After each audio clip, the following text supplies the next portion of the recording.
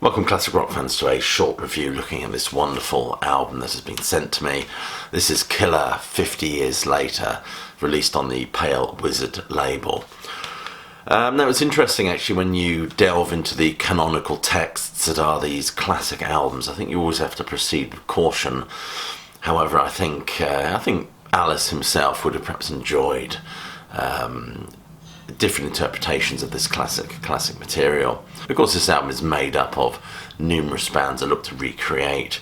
Maybe recreate is not the right verb here, but certainly pay homage to this wonderful record, the best in the Alice Cooper Band's collection, in my opinion.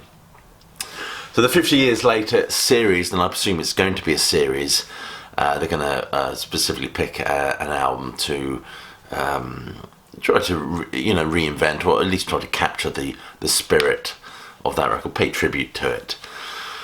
And they've done a bloody good job. If you look at the artwork, it's very reminiscent of the original album. You can open this up. Absolutely brilliant, lovely picture there, and even the CD. This is available on vinyl as well. I'll put the purchasing link below this. But even the label, the Pale Wizard Records label, perfectly emulates the original Green Warner Brothers label that this album was released on, if I'm not mistaken. Nothing behind that, but it comes with a lovely booklet as well. Let's have a look at that. That's the little booklet you get.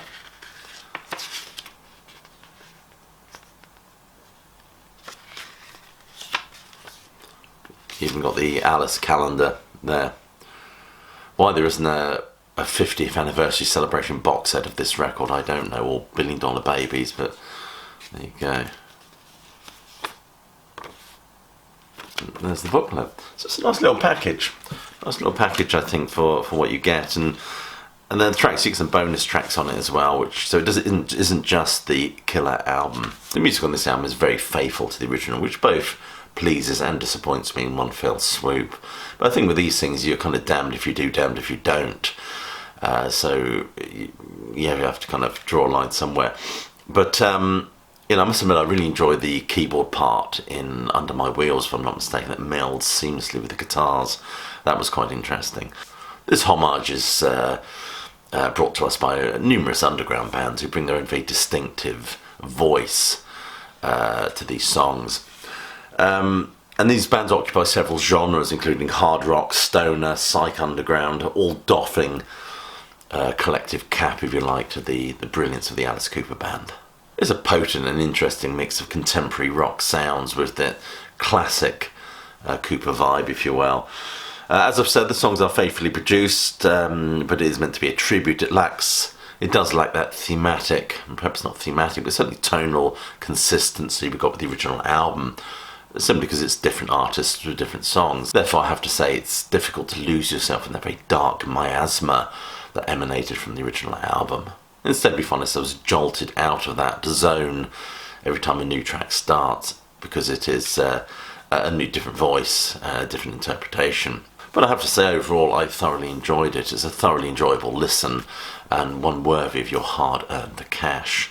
It's absolutely brilliant. I can't wait to hear what other albums they choose to do a 50th anniversary of. Who knows, maybe Waiting for the Sun or something like that. Although it's beyond its 50th now, isn't it? Sticky Fingers, that'd be a good one. Anyway, the track listing very much follows the original album. Under My Wheels by Green Lung, starts with that familiar growl of the original, and that Cooper-esque sneer is beautifully emulated, which I was always pleased to hear. As I've already said, I love the keyboard section in this, which if my memory serves me right, I don't remember being in the original. Be My Lover by Grand Mal starts with that iconic beefed up riff, replete with double track guitars and clashing cymbals. It's just a wonderful version, I think.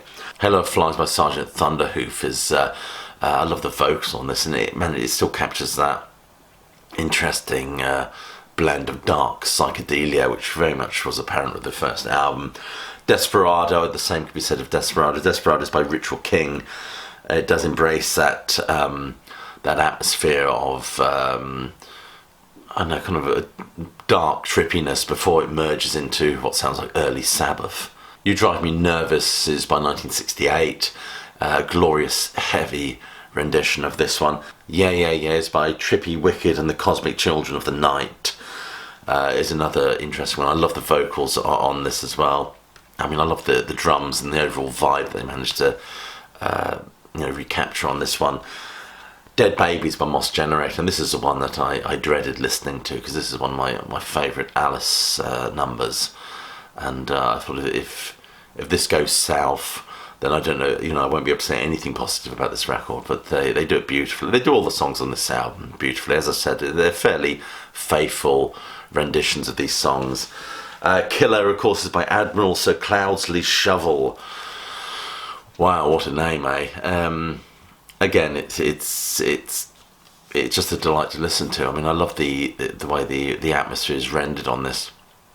I don't feel it's quite, as I spoke of, that dark miasma that emanates from the original album, which consistently just develops from track one to the end of it. Of course, with compilation albums and different artists, you're going to get that jolting effect. But there's no doubt in my mind this is a loving tribute to a great, great record. And we get some bonus tracks, which I cannot read off the back of this, even with my glasses on. The text is way too small for me. I'm playing trombone with it all the time, so I'll read it off my computer screen. So the bonus tracks are I'm 18 by Aluna, or Aluna, I don't know how you pronounce that. $1 Billion Babies, Sons of Thunder, Muscle of Love by Possessor, and Sick Things by Sound of Origin. So we get much more bang to our buck with this one. So there we go, that's Killer 50 years later, released on the Pale Wizard record label, and this is out, I believe, late November. I think it's the 27th of November. Do check the purchasing link below. Just leaves me to say thank you for watching this. Excuse my horrible cold, but please, by all means, click like, subscribe, check that bell button so you actually get notified when I upload a video rather than completely ignored, which seems to be the algorithm's preference these days.